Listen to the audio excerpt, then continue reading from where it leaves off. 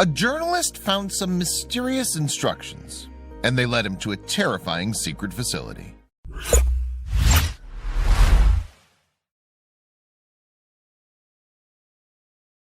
But before we start, please give the video a like and make sure to subscribe to Wonderbot and hit the bell so you'll never miss any uploads from us. Garrett Graff is one of America's leading journalists with special expertise in the fields of politics and national security. So naturally, when he accidentally uncovered a secret government facility, he felt compelled to probe more deeply. That's when he discovered the unsettling reason behind the site's existence. Born in 1981, Graff spent his formative years in Mount Pelier, Vermont. He showed an interest in journalism from a young age and edited the Harvard Crimson student newspaper during his time at Harvard University. Furthermore, in the early years of his career, Graff also interned at ABC News and The Atlantic magazine. One of Graff's prime interests is politics. Indeed, he was Howard Dean's deputy national press secretary during the Democrats' presidential campaign in 2004. Always wanting to pioneer new technologies, Graff built and ran Dean's first website. Furthermore, he later founded Fishbowl DC, a media and politics blog focused in the U.S. Capitol. It was thanks to Graff's work at Fishbowl DC that he became the first blogger to be granted press access to the White House. And over the years, he's also contributed to a number of high-profile publications. These include newspapers, The Wall Street Journal, Washington Post, and Bloomberg Businessweek magazine. Graff has also appeared on an array of TV shows. Among them are The Today Show, Good Morning America, and CBS This Morning. What's more, his work has been referenced by satirists and political commentators John Oliver and Stephen Colbert on their respective TV shows. With all this in mind, it's safe to say that Graff is highly respected as a journalist. However, reporting isn't his only talent. That's because for 7 years, Graff taught at Georgetown University. And he's also a co-founder of the successful tech firm Echo Ditto Incorporated, which advises clients on their online presence and policies. It's fair to say then that politics and technology are two of Graff's major interests. So it's hardly surprising that he found a way to combine these passions with his writing talents. In 2007, he released his book, The First Campaign, Globalization, the Web, and the Race for the White House. In it, Graff looked at the part technology played in the run-up to the 2008 presidential election. Graff's next book was entitled The Threat Matrix, Inside Robert Mueller's FBI. On this occasion, he turned his focus to national security, looking at how the security agency deals with counterterrorism. However, it was his later book, Raven Rock, that would go on to become a national bestseller. In Raven Rock, Graff covered a dark subject matter. That's because he detailed the extreme lengths to which the U.S. government is willing to go in order to preserve its power in the face of catastrophe. And Graff made a key discovery following a mysterious tip-off from a colleague. It all began when Graff was writing for Washingtonian magazine. One day, a co-worker came to him with a chance find he'd discovered lying on the ground of a parking garage. The item in question was an ID badge, but it was to whom the curiosity belonged which made it interesting. Graff explained more in a 2017 interview with radio station NPR. He said, "It was a government ID for someone from the intelligence community. He gave it to me since I write about that subject, and he's like, I figure you can get this back to this guy." So Graff committed himself to doing just that. At first, the ID didn't seem that mysterious. That's because the name badge had some driving directions printed on back. So returning it should have been a fairly simple task.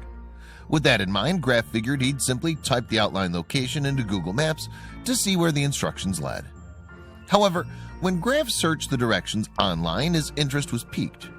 He explained to NPR, "The road dead ends into the side of a mountain, and you can see very clearly these big concrete bunkered doors, this little guard shack, chain link fence, and then this set of concrete bunkered doors beyond."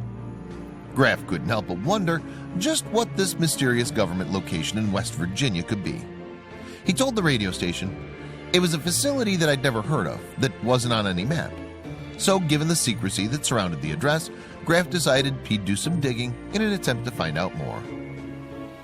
Through his research, Graff discovered another secret facility, much like the one he'd seen on Google Maps. It was called Raven Rock Mountain Complex. This mysterious site is located near Blue Ridge Summit in Pennsylvania.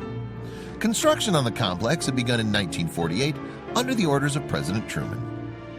Though seemingly remote, the location of the complex is no accident.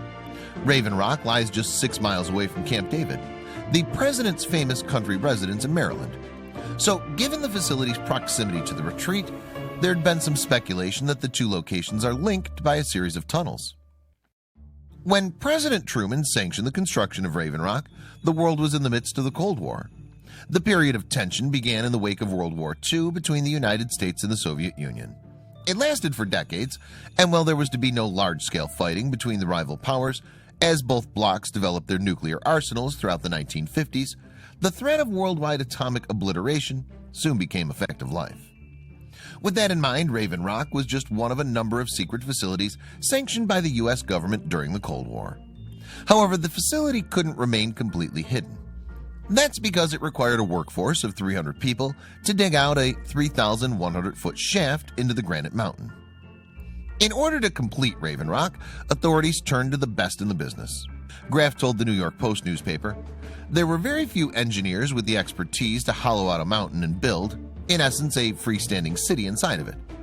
The U.S. government turned to the construction firm Parsons Brinckerhoff, which had developed unique tunneling expertise working on the New York City subway." Word of Raven Rock soon spread around the local community, and it became affectionately known as Harry's Hole. However, people had no idea what the facility was for, and most would never be granted entry. As a result, what happened behind the barbed wire and warning signs outside of Raven Rock would remain somewhat of a mystery. That was until Graff came along. Through his research, the journalist soon pieced together the interior of the secret government facility. He told NPR, "Raven Rock is this massive, hollowed-out mountain. It's a freestanding city with individual buildings, 3-story buildings built inside of this mountain.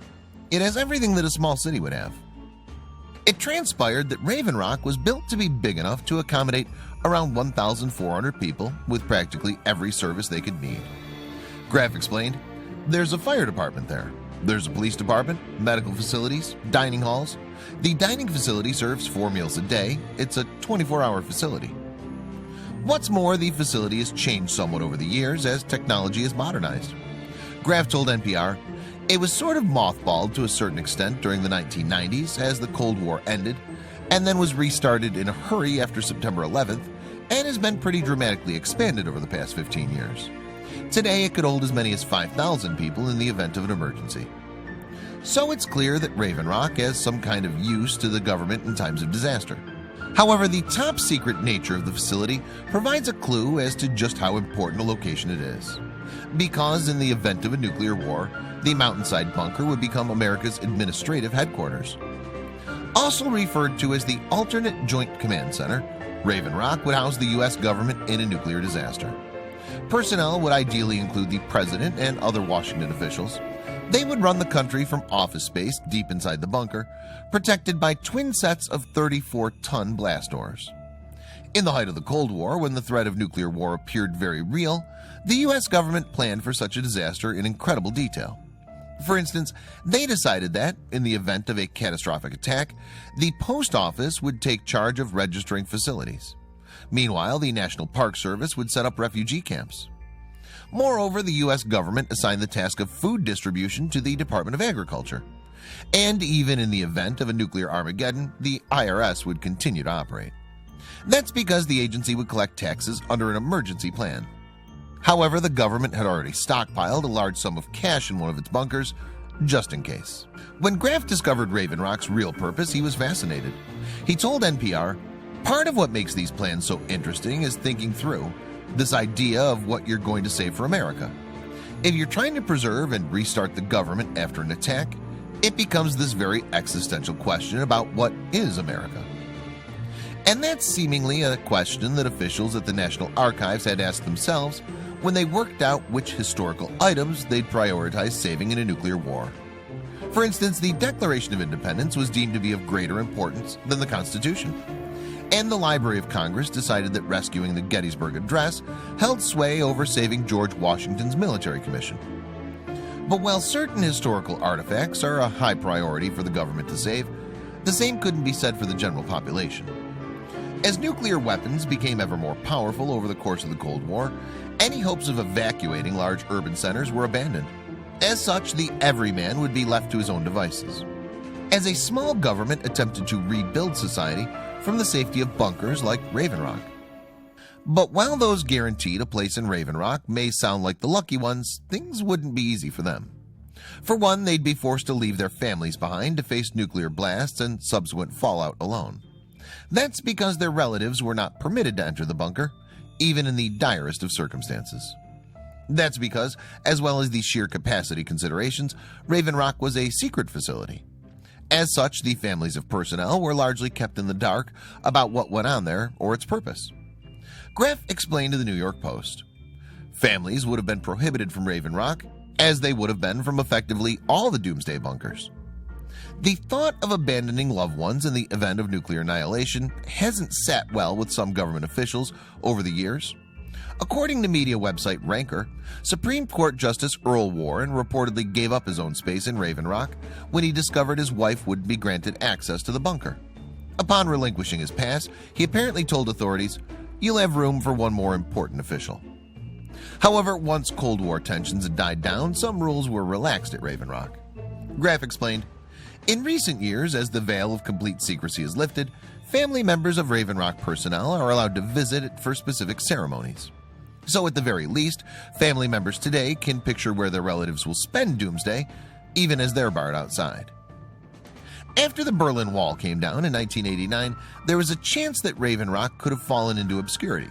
In fact, there were some government officials who advised that it be shut down permanently. Referring to the facility, the New York Post reported that one apparently quipped, "You'll find like you're walking into a dinosaur."